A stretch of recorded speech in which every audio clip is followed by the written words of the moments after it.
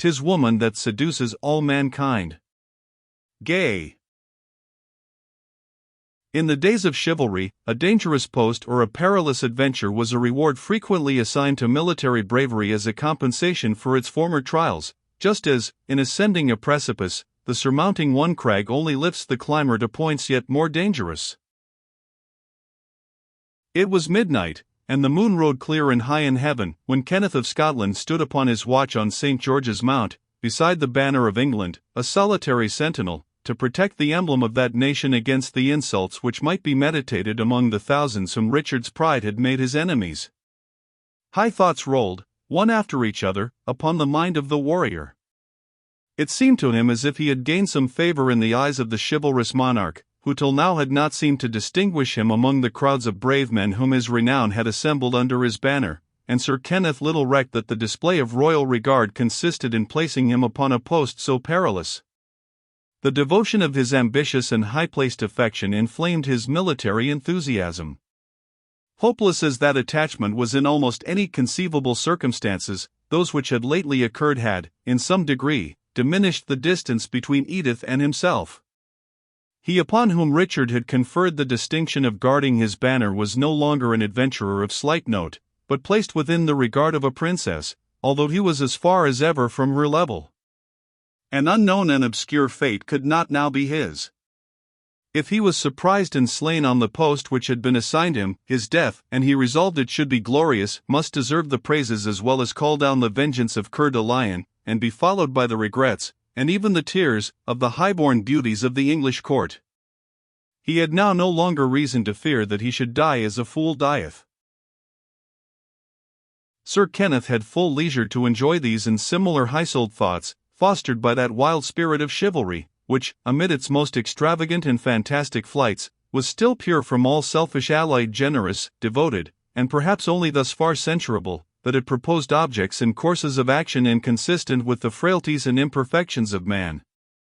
All nature around him slept in calm moonshine or in deep shadow. The long rows of tents and pavilions, glimmering or darkening as they lay in the moonlight or in the shade, were still and silent as the streets of a deserted city. Beside the bannerstaff lay the large staghound already mentioned, the sole companion of Kenneth's watch, on whose vigilance he trusted for early warning of the approach of any hostile footstep. The noble animal seemed to understand the purpose of their watch, for he looked from time to time at the rich folds of the heavy pennon, and, when the cry of the sentinels came from the distant lines and defenses of the camp, he answered them with one deep and reiterated bark, as if to affirm that he too was vigilant in his duty. From time to time, also, he lowered his lofty head, and wagged his tail, as his master passed and repassed him in the short turns which he took upon his post, or, when the knight stood silent and abstracted leaning on his lance, and looking up towards heaven, his faithful attendant ventured sometimes, in the phrase of romance, to disturb his thoughts, and awaken him from his reverie, by thrusting his large rough snout into the knight's gauntlet hand, to solicit a transitory caress. Thus passed 2 hours of the night's watch without anything remarkable occurring.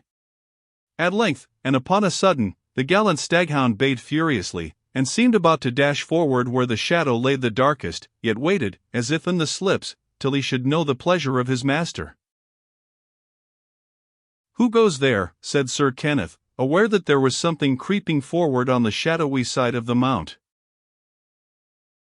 "In the name of Merlin and Mauguise," answered a hoarse, disagreeable voice, "tie up your 4-foot demon there, or I come not at you." "And who art thou that would approach my post?" said Sir Kenneth, bending his eyes as keenly as he could on some object, which he could just observe at the bottom of the ascent, without being able to distinguish its form. "Beware, I am here for death and life." "Take up thy long-fanged Sathanas," said the voice, "or I will conjure him with a bolt from my arblast." At the same time was heard the sound of a spring or check, as when a crossbow was bent. "Unbend thy arblast, and come into the moonlight," said the Scot, "or, by St. Andrew, I will pin thee to the earth, be what or whom thou wilt." 0073M. Original. As he spoke he poised his long lance by the middle, and, fixing his eye upon the object, which seemed to move, he brandished the weapon, as if meditating to cast it from his hand. A use of the weapon sometimes, though rarely, resorted to when a missile was necessary. But Sir Kenneth was ashamed of his purpose, and grounded his weapon, when there stepped from the shadow into the moonlight, like an actor entering upon the stage, a stunted, decrepit creature, whom, by his fantastic dress and deformity, he recognized, even at some distance, for the male of the two dwarfs whom he had seen in the chapel at Engadi. Recollecting, at the same moment, the other and far different visions of that extraordinary night, he gave his dog a signal, which he instantly understood, and, returning to the standard, laid himself down beside it with a stifled growl. The little, distorted miniature of humanity, assured of his safety from an enemy so formidable, came panting up the ascent, which the shortness of his legs rendered laborious, and, when he arrived on the platform at the top, shifted to his left hand the little crossbow, which was just such a toy as children at that period were permitted to shoot small birds with, and, assuming an attitude of great dignity, gracefully extended his right hand to Sir Kenneth, in an attitude as if he expected he would salute it. But such a result not following, he demanded, in a sharp and angry tone of voice, "Soldier, wherefore renderest thou not to Nectabanus the homage due to his dignity? Or is it possible that thou canst have forgotten him?" "Great Nectabanus," answered the knight, willing to soothe the creature's humor, "that were difficult for anyone who has ever looked upon thee. Pardon me, however, that, being a soldier upon my post, with my lance in my hand, I may not give to one of thy puissance the advantage of coming within my guard, or of mastering my weapon. Suffice it that I reverence thy dignity, and submit myself to thee as humbly as a man-at-arms in my place may."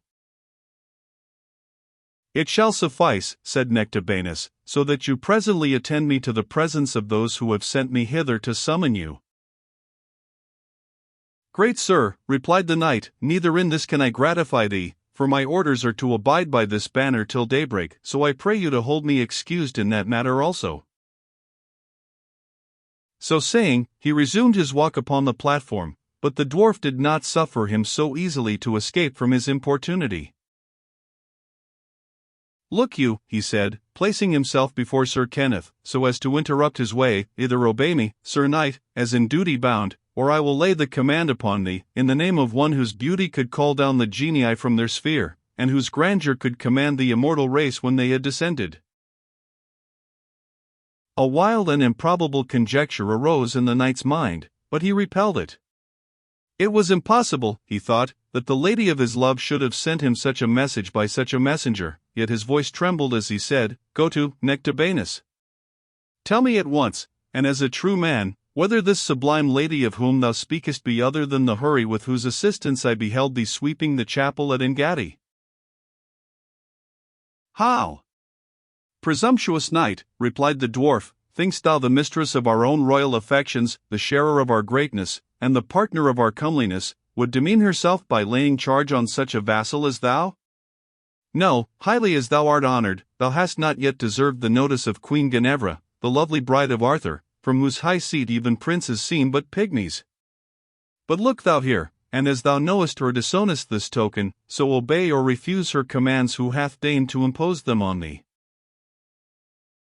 So saying, he placed in the knight's hand a ruby ring, which, even in the moonlight, he had no difficulty to recognize as that which usually graced the finger of the highborn lady to whose service he had devoted himself. Could he have doubted the truth of the token, he would have been convinced by the small knot of carnation-colored ribbon which was fastened to the ring. This was his lady's favorite color, and more than once had he himself, assuming it for that of his own liveries, caused the carnation to triumph over all other hues in the lists and in the battle. Sir Kenneth was struck nearly mute by seeing such a token in such hands. "In the name of all that is sacred, from whom didst thou receive this witness?" said the knight. "Bring, if thou canst, thy wavering understanding to a right settlement for a minute or two, and tell me the person by whom thou art sent, and the real purpose of thy message, and take heed what thou sayest, for this is no subject for buffoonery." "Fond and foolish knight," said the dwarf, "wouldst thou know more of this matter than that thou art honored with commands from a princess, delivered to thee by a king? We list not to parley with thee further than to command thee, in the name and by the power of that ring, to follow us to her who is the owner of the ring. Every minute that thou tarriest is a crime against thy allegiance. Good Nectabanus, bethink thyself, said the knight. Can my lady know where and upon what duty I am this night engaged? Is she aware that my life, why should I speak of life, but that my honor depends on my guarding this banner till daybreak, and can it be her wish that I should leave it even to pay homage to her? It is impossible. The princess is pleased to be merry with her servant in sending him such a message, and I must think so the rather that she hath chosen such a messenger. Oh, keep your belief, said Nectabanus, turning round as if to leave the platform. It is little to me whether you be traitor or true man to this royal lady, so fare thee well. Stay, I entreat you stay, said Sir Kenneth. Answer me but one question, is the lady who sent thee near to this place? What signifies it, said the dwarf.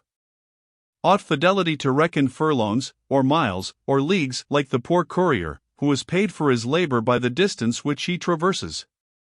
Nevertheless, thou soul of suspicion, I tell thee, the fair owner of the ring now sent to so unworthy a vassal, in whom there is neither truth nor courage, is not more distant from this place than this arblast can send a bolt.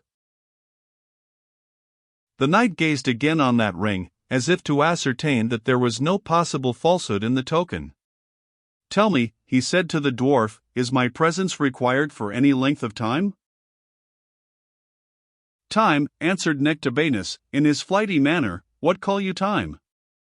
I see it not, I feel it not, it is but a shadowy name, a succession of breathings measured forth by night by the clank of a bell, by day by a shadow crossing along a dial stone. Knowest thou not a true knight's time should only be reckoned by the deeds that he performs in behalf of God and his lady? The words of truth, though in the mouth of folly, said the knight. And doth my lady really summon me to some deed of action, in her name and for her sake, and may it not be postponed for even the few hours till daybreak? She requires thy presence instantly, said the dwarf, and without the loss of so much time as would be told by 10 grains of the sandglass. Hearken, thou cold-blooded and suspicious knight, these are her very words, tell him that the hand which dropped roses can bestow laurels. This allusion to their meeting in the chapel of Engaddi sent 1,000 recollections through Sir Kenneth's brain, and convinced him that the message delivered by the dwarf was genuine. The rosebuds, withered as they were still treasured under his cuirass, and nearest to his heart. He paused, and could not resolve to forego an opportunity, the only one which might ever offer, to gain grace in her eyes whom he had installed as sovereign of his affections. The dwarf, in the meantime, augmented his confusion by insisting either that he must return the ring or instantly attend him. Hold, yet a moment hold, said the knight, and proceeded to mutter to himself, am I either the subject or slave of King Richard, more than as a free knight sworn to the service of the crusade? And whom have I come hither to honor with lance and sword? Our holy cause and my transcendent lady. The ring! The ring, exclaimed the dwarf impatiently, false and slothful knight, return the ring, which thou art unworthy to touch or to look upon. A moment, good Nectabanus, said Sir Kenneth, disturb not my thoughts. What if the Saracens were just now to attack our lines? Should I stay here like a sworn vassal of England, watching that her king's pride suffered no humiliation, or should I speed to the breach, and fight for the cross? To the breach, assuredly, and next to the cause of God come the commands of my liege lady. And yet, Coeur de Lion's behest, my own promise. Nectabanus, I conjure thee once more to say, are you to conduct me far from hence? But to yonder pavilion, and, since you must needs know, replied Nectabanus, the moon is glimmering on the gilded ball which crowns its roof, and which is worth a king's ransom.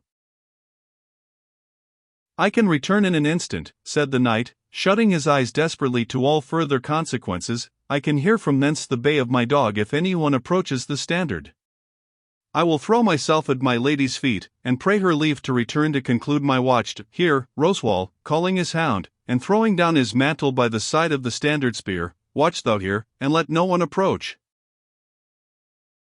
The majestic dog looked in his master's face, as if to be sure that he understood his charge, then sat down beside the mantel, with ears erect and head raised, like a sentinel, understanding perfectly the purpose for which he was stationed there.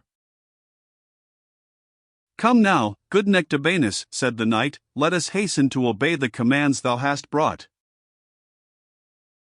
"Haste he that will," said the dwarf sullenly, "thou hast not been in haste to obey my summons, nor can I walk fast enough to follow your long strides. You do not walk like a man, but bound like an ostrich in the desert." There were but two ways of conquering the obstinacy of Nectabanus, who, as he spoke, diminished his walk into a snail's pace.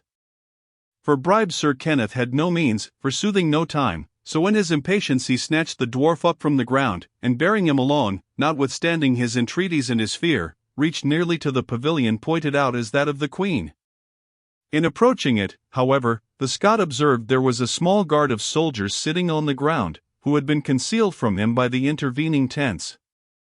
Wondering that the clash of his own armor had not yet attracted their attention, and supposing that his motions might, on the present occasion, require to be conducted with secrecy, he placed the little panting guide upon the ground to recover his breath, and point out what was next to be done. Nectabanus was both frightened and angry, but he had felt himself as completely in the power of the robust knight as an owl in the claws of an eagle, and therefore cared not to provoke him to any further display of his strength. He made no complaints, therefore, of the usage he had received, but, turning amongst the labyrinth of tents, he led the knight in silence to the opposite side of the pavilion, which thus screened them from the observation of the warders, who seemed either too negligent or too sleepy to discharge their duty with much accuracy.